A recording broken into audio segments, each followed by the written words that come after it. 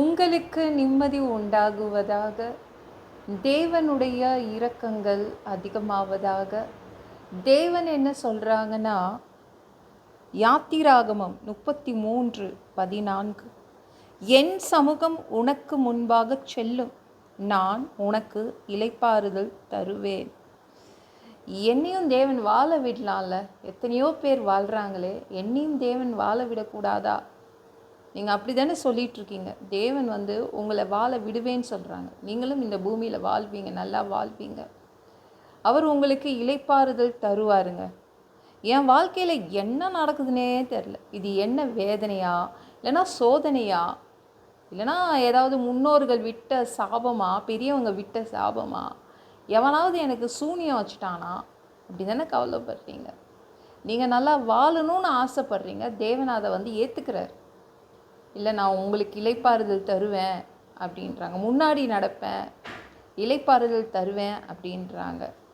எனக்கு வியாதி இருக்குதுங்க, ஆனாலும் அந்த வியாதி சரியாகி நான் வாழணும் அப்படின்னு ஆசைப்படுறேன் அப்படின்னு சொல்லிகிட்ருக்கீங்க.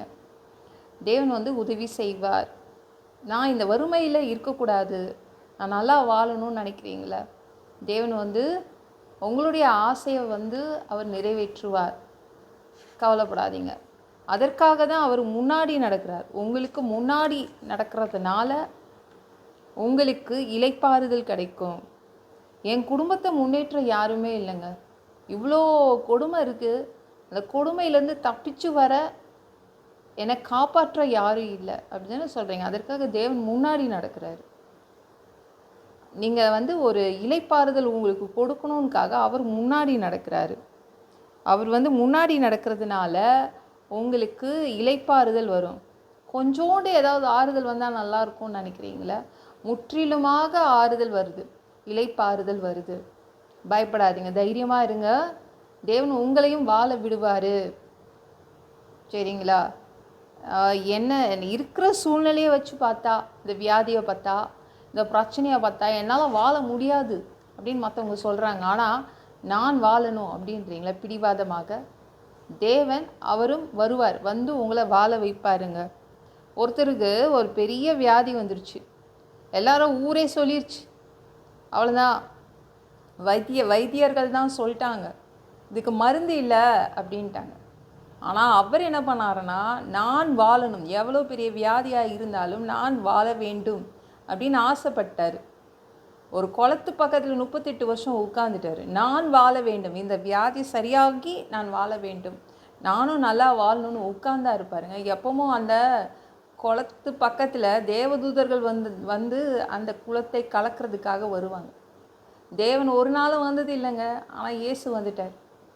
ஒரு நாள் அந்த 38 வருஷம் வியாதி உள்ளவன் முன்னாடி நின்றுட்டார்.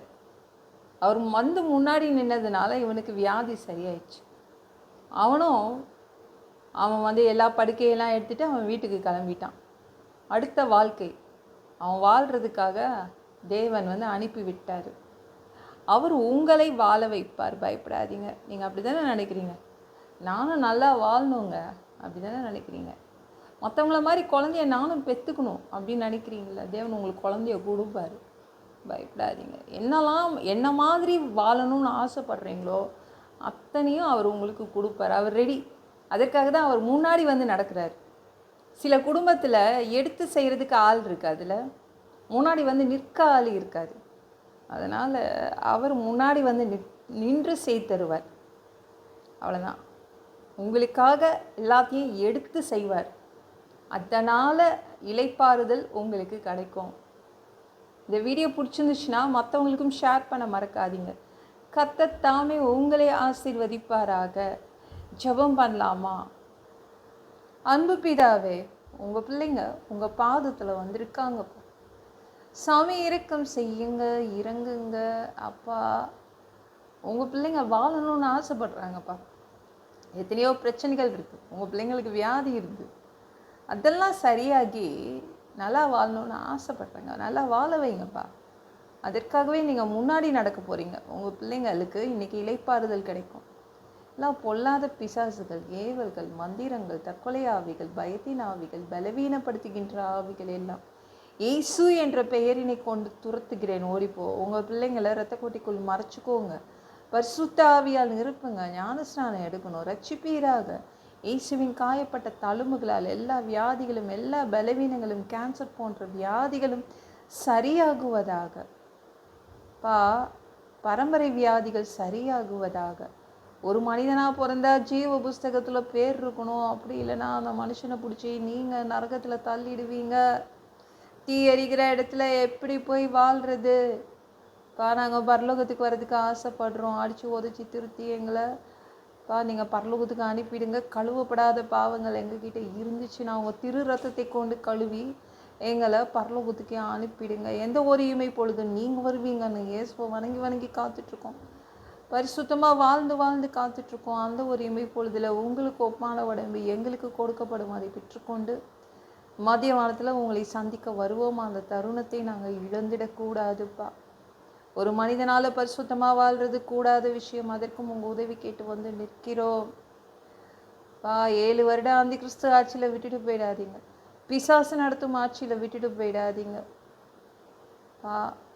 1000 வருடம் இந்த பூமியை ஆட்சி செய்வதற்காக வருவீங்க. அந்த பொற்காலத்தை பார்க்க ஆசைப்படுறேன். எல்லாவற்றையும் ஒப்பு கொடுக்குறோம்.